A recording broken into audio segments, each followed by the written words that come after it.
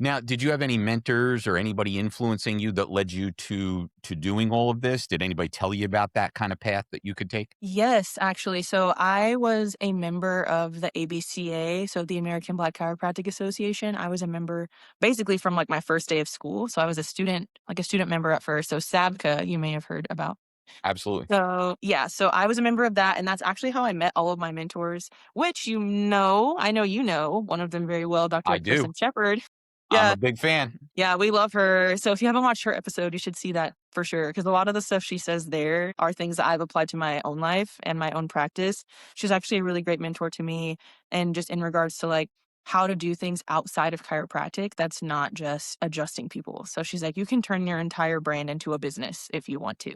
And you should be able for it to run seamlessly without you even being present, which is also how she put me on with OUM to make sure that everything I'm doing is going to be covered and protected in that sense. Yes, and very important. Awesome. Okay. And you did not associate. I heard you correctly. Okay, great.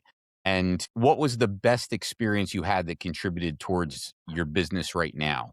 Like what experience did you have? Did you really bring directly to business? We know you worked with that group, Mhm. but was there a specific thing that helped you more than others? I would say, honestly, finding a mentor while I was in school is what built me up to even have the confidence to open my own practice right outside of school.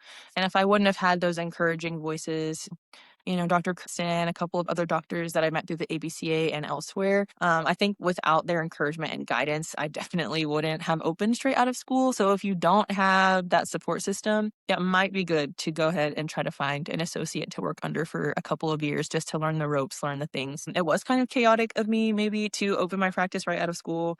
Especially taking insurance and stuff like that, because I literally did not know how to do that. So I was on the phone with my mentors and the insurance companies almost every single day just to like learn and train.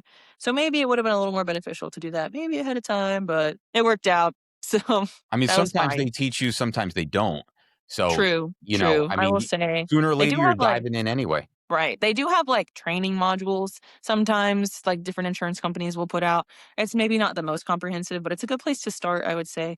And then also finding mentors in your state. So another person I met through the ABCA, Dr. Rodney Williams, he is an Arkansas based chiropractor as well. So he's in Little Rock and he kind of gave me a crash course on like, this is what they want you to say, this is how you need to say it, and this is how you get those EOBs in your favor. A lot of learning happened in my first year, but now I'm on year 3, so it's going good.